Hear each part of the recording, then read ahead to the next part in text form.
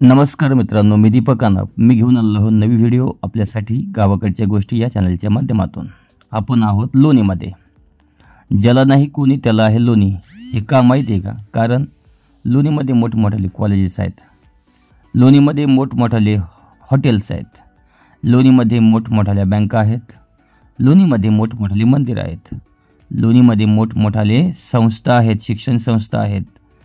म्हणून हजारो लोकांना कामंसुद्धा लोणीमध्ये मिळतं. हजारो लोक, आसपासच्या परिसरातील हजारो लोक या ठिकाणी कामं करतात, त्यांचे कुटुंब चालवतात. म्हणून ज्याला नाही कोणी त्याला आहे लोणी.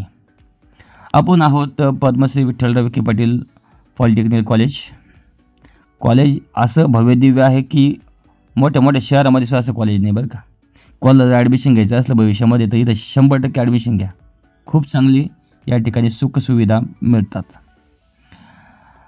लोणीचा परिसर दिवसेंदिवस इतका छान होत चालला आहे की या ठिकाणी आल्यावर निघूशी वाटत नाही. हे पॉलिटिकल कॉलेजचं ग्राउंड आहे मित्रांनो. यापेक्षाही मोठं ग्राउंड आहे पलीकडून. या ठिकाणी घ्या ॲडमिशन करता. हा पंप, पेट्रोल पंपसुद्धा भरपूर आहेत.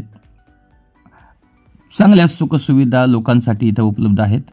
लोणी ज्याला नाही कोणी त्याला आहे लोणी, ही अशी अतिशय उत्तम अशी म्हण प्रसिद्ध झाली आहे. तर चला आपण चाललो आहोत या व्हिडिओच्या माध्यमातून निझर्णेश्वर मंदिराकडे. निझर्णेश्वर मंदिर हे लोणीपासून जवळजवळ 20 किलोमीटर आणि संगमनेरपासून देखील जवळ 10 ते 15 किलोमीटर, म्हणजे लोणी आणि संगमनेरच्या मधोमध या निझर्णेश्वर मंदिराचं तिथं निवासस्थान आहे. निझर्णेश्वर मंदिर हे खूप प्रसिद्ध आहे. आम्ही खूप लहानपणापासून त्या ठिकाणी जातो आणि त्या मंदिरामध्ये दर्शन घेत असतो. चल पड़े हम अपनी उड़ानों की ओर, बिना पंखों के हम उड़ चले, ये रास्ते हैं खूबसूरत जो हमें ले चले अपनी मंजिल की ओर. काय असतं, आपण फिरलो पाहिजे, सुट्ट्यामध्ये फिरलं पाहिजे. काय असतं, कामामध्ये कायम व्यस्त राहून आपण जगणंच विसरतो. जीवन काय आहे काय नाही सगळे विसरतो. तर प्रवासातून आपण आपल्या आनंदाला शोधू शकतो, सुखाला शोधू शकतो. हे जे तुम्ही बघताय ना, हे निझर्णेश्वर मंदिराच्या आसपासचा परिसर आहे. सध्या झाडं सुकलेली आहेत. झाडं सुकलेली आहेत पण जळलेली नाहीत, कारण ती झाडं वाट पाहत आहेत योग्य क्षणाचा, म्हणजे पावसाचा. आपणसुद्धा असंच पाहिजे, सुकायचं फक्त पण वाळायचं नाही. पुन्हा चांगला क्षण आला की हिरवं व्हायचं या झाडांप्रमाणे. आता सुकलेत पण अजून बघा पावसाळ्यामध्ये पुन्हा इथे हिरवगार होतं. झाडाप्रमाणे आपण स्वतःला बनलं पाहिजे. चांगली परिस्थिती असेल तर हिरवगार राहायचं, वाईट परिस्थिती आली की शांत राहायचं, काही होत नाही. आपण आलो आहोत निझर्णेश्वर मंदिराच्या परिसरामध्ये. सध्या या ठिकाणी गर्दी कमी आहे, कारण आता काही त्या ठिकाणी यात्रा नसते. परंतु अशा क्षणामध्ये आपण झालो तर दर्शन चांगलं होतं. देवही निवांत असतात आणि आपणही या ठिकाणी निवांत दर्शन करतो. इतकं भव्यदिव्य मंदिराचं काम चालू आहे आणि झालेलंसुद्धा आहे. हा परिसर तुम्ही जर बघितला किती रंगबेरंगी फुलांनी नटलेला आहे. आम्ही लहानपणी जेव्हा इथे यायचो ना, तेव्हा या ठिकाणी काहीच नसायचं, फक्त मंदिर होतं. हे आसपासचे दुकान नाहीत, हे समजा फ्लॉवर ब्लॉक्स टाकले आहेत ते नव्हते, फक्त मंदिर आणि मंदिराचा परिसर. परंतु आज या ठिकाणी इतकं भव्य दिव्य असं मंदिर झालेलं आहे. त्याचबरोबर मंदिराच्या आसपासचा परिसर इतका छान केलेला आहे. आणि अजून तर भरपूर काही गोष्टी मला दाखवायची आहे. या ठिकाणी असलेला बगीचा आहे ना, तो तुम्हाला दाखवायचा आहे, परंतु सध्या आपल्याला दर्शन घ्यायचं आहे. तर चला आपण दर्शन घेऊया निझर्णेश्वर महाराजांचं. या ठिकाणी बघा मस्त भव्यदिव्य असा मंदिराचा या ठिकाणी परिसर आहे. आपण आलो आहोत मंदिरामध्ये. श्री क्षेत्र निझर्णेश्वर मंदिर आपण या ठिकाणी आलेलो आहोत. लोणी आणि संगमनेरच्या जवळ मधोमध असलेला हा मंदिराचा परिसर आहे. हे मंदिर खूप प्राचीन आहे, पांडव काळातील आहे आणि आम्ही लहानपणापासून इथे येतोच. परिसरातील अनेक लोक, हजारो भाविक भक्त या ठिकाणी येतात, दर्शन घेतात. तुम्हीही या. कारण या ठिकाणी आल्यावर फक्त दर्शन नाही, देव तर भेटताच, देवाचं दर्शन तर होतंच, परंतु तुम्हाला या ठिकाणी एक मी व्हिडिओच्या शेवट तुम्हाला दाखवणार आहे की किती चांगल्या प्रकारचा बगीचा या ठिकाणी निर्माण केलेला आहे. दर्शन घेऊ शकता तुम्ही मित्रांनो.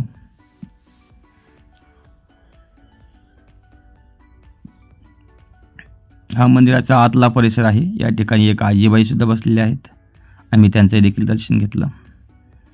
आणि या कधीतरी या, योग्य वेळ असेल, निवांत असाल आणि मनशांती पाहिजे असेल तर या मंदिरामध्ये, कारण मनशांती आपल्याला तिथेच भेटते जिथं मन शांत होऊ शकतं, ते म्हणजे मंदिर.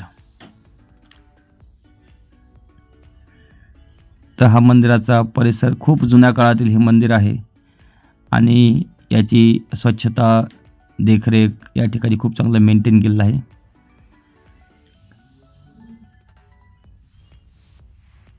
तुम्ही बघू शकता किती छान मूर्ती आहेत. आणि या ठिकाणी एक बारव सुद्धा आहे. बारवची माहिती मी तुम्हाला थोड्या वेळाने व्यवस्थित देतो. हा मंदिराचा आसपासचा परिसर मित्रांनो, खरंच सांगायचं म्हणजे तर 10-12 वर्षापूर्वी आम्ही जेव्हा इथे यायचं ना, तेव्हा इथं काहीच नव्हतं. हे बघा, मानव बिबट नावाचं या ठिकाणी एक मस्त असा चांगला परिसर निर्माण केलेला आहे. मानव बिबट सहजीवन जागृती केंद्र, म्हणजे या ठिकाणी खरोखरची बिबटे नाही, परंतु खऱ्याखोर बिबट्याला सुद्धा घाबरवतील अशी प्रकारची बिबटे या ठिकाणी आहेत. ते कसे आहेत ना बघायचं. आणि चला मग आपण जाऊया आतमध्ये हा परिसर बघायला.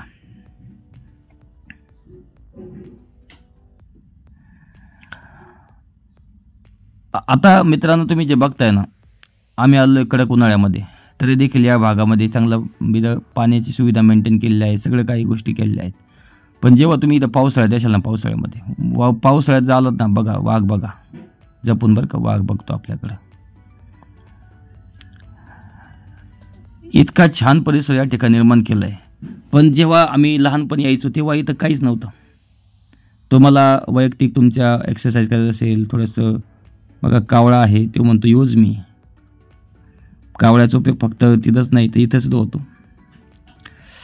आणि मी कॅमेऱ्याच्या माध्यमातून जेवढं आपल्याला म्हणजे टिपवता येतील तेवढं मी टिपवायचा प्रयत्न केला आहे. परंतु प्रत्यक्षात तुम्ही जेव्हा इथे येशाल, हा आहे झुलता पूल.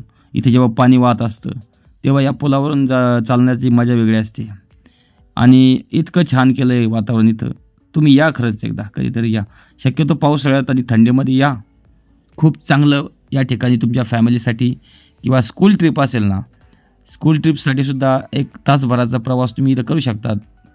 तुम्ही या ठिकाणी जेवण करू शकतात. मुलांना या ठिकाणी दर्शन तर होईलच तुमचं, परंतु या बगीच्यामध्ये तुम्हाला अनेक नवनवीन गोष्टी इथं निर्माण केलेल्या आहेत. जसं की स्टोन बगीचा असेल, स्टोन काय म्हणतात आपण त्याला, हे म्हणतो स्टोन गार्डन असेल.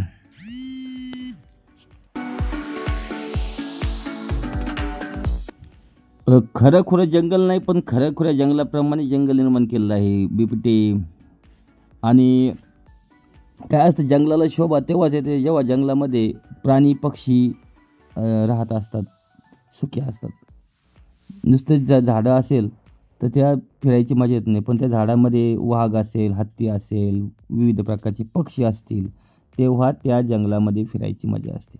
हे आहे कॅक्टस गार्डन. कॅक्टस म्हणजे या ठिकाणी विविध काटेरी जे झुडपं आहेत त्यांची या ठिकाणी निर्माण केलेलं आहेत. म्हणजे फक्त देवदर्शन नाही तर तुम्हाला निसर्गात असणारी विविध झाडं झुडपांची माहितीसुद्धा या ठिकाणी मिळते. तो मुलांसाठी, शैक्षणिक सहलीसाठी किंवा धार्मिक म्हणून हे ठिकाण खरंच प्रसिद्ध झालं आहे आता आणि प्रसिद्ध होणार आहे भविष्यामध्ये सुद्धा. पण ते प्रसिद्ध करायचं असेल तर आपल्याला या ठिकाणी जावं लागेल, दर्शन घ्यावं लागेल, हा बगीचा पाहावा लागेल. तिकीट जास्त नाही, फक्त 20 रुपये तिकीट आहे मित्रांनो. 20 रुपये तिकीटमध्ये आपण जीवनाच्या अमूल्य गोष्टी या ठिकाणी पाहू शकतो. हे आहे माया द बी गार्डन, म्हणजे या ठिकाणी मधमाशांचं गार्डन आहे. हनी गार्डन म्हणतात, हनी बी गार्डन. ही या ठिकाणी खूप चांगल्या प्रकारचे असे जे आयडॉल्स आहेत, मधमाशांचे आयडॉल्स आहेत किंवा अशा विविध मूर्त्या पुतळे तयार केले आहेत. आणि एक खरंखुरं जंगल दाखवायचा प्रयत्न केला आहे. हे दाखवायचं कारण का, हे बघा असं वाटतं की खरोखरचा बिबट्या त्या जंगलात आहे की काय. 1 नाही 2 नाही 4 आहे या ठिकाणी. जरी खरेखुरे नसले तरी यातून एक मेसेज आपल्याला मिळतो की वन्य प्राण्यांचं आपण रक्षण केलं पाहिजे, त्यांची काळजी घेतली पाहिजे किंवा त्यांना आपण इजा नाही पोचली पाहिजे. ते आपल्याकडे आले, आता ते गावाकडे आले म्हणजे गावाकडे यायचं कारण काय तर त्यांना त्यांच्या जंगलामध्ये जागा राहिली नाही, तेव्हा त्यांना नाईलाज असतो गावाकडे यावं लागतं. ही बघा मगर, खरीखुरी मगर वाटते बघा. मग आम्ही थोडंसं या ठिकाणी या बगीचाचा आम्ही भर उन्हाळ्यात आणि कडक उन्हामध्ये आम्ही फिरतो आहे, परंतु हा परिसर बघून मनाला इतकी शांती मिळते किंवा इतकं सुकून मिळतं आहे की त्या उन्हाचा आम्हाला काहीच त्रास होत नाही. आम्ही फिरतो आहे कारण इतकं छान या ठिकाणी केलेलं आहे. मित्रांनो, कधीतरी या राव तुम्ही आपल्या आसपासचा भाग आहे आणि आपल्याला तो माहीत नाही की इतकं छान या ठिकाणी डेकोरेट केलेलं आहे. पूर्वी आपल्याला फक्त मंदिर होतं, मंदिरासाठी आपण दर्शन घ्यायचो, यात्रा असेल तेव्हा यायचो, महाशिवरात्रीच्या काळात यायचो, दर्शन घ्यायचो जपून. आता बघा वाघ, बघा बघा बघा बिबट्या बघा, आता तो आलाच कडे असं वाटतं. का वाटतं असं? कारण तशा प्रतिकृती इथं निर्माण केलेल्या आहेत. मी मुद्दा म्हणून म्हणलं आता दाखवावं, भीती घालावी, पण आधीच बोलून बसलो मी की ह्या खऱ्या नाही तर पुतळे निर्माण केलेले आहे. परंतु वा छान वाटतं. हा पक्षी बघा, क्रेन पक्षी वाटतो मला, उंच असा पक्षी या ठिकाणी, त्याचा सुद्धा पुतळा. म्हणजे हे का निर्माण केलेलं आहे तर हे निर्माण केलेलं आहे आपल्यासाठीच, लोकांसाठी, मुलांसाठी, आसपासच्या लोकांसाठी किंवा ज्यांना आवड असते लोकांनी आलं पाहिजे, लोकांनी मंदिरामध्ये आलं पाहिजे, लोकांनी अशा ठिकाणी गेलं पाहिजे ज्या ठिकाणी त्यांना नवनवीन गोष्टींची माहिती मिळेल. तर ही माहिती या ठिकाणी निर्माण केलेली आहे. निझर्णेश्वर मंदिर हे लोणीपासून 20 किलोमीटर आणि संगमनेरपासून लोणीकडे येताना 10 ते 15 किलोमीटरच्या अंतरामध्ये हे निझर्णेश्वर मंदिर आहे. इथे खरंच खूप चांगलं आहे.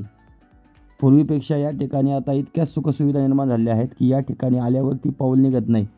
स्कूल ट्रिपसाठी तर एकदम बेस्ट आहे.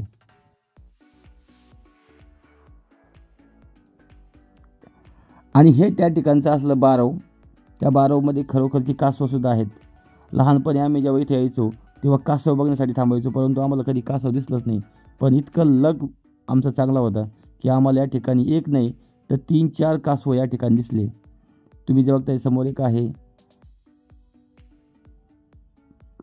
बारवमध्ये पाणीसुद्धा बघा किती शुद्ध पाणी आहे. आणि या ठिकाणी आम्ही 3-4 कासव बघितली होती. मोठमोठाले कासवसुद्धा आहे, त्यांची पिल्लं आहेत. हे बघा, हे सगळ्यात मोठं कासव.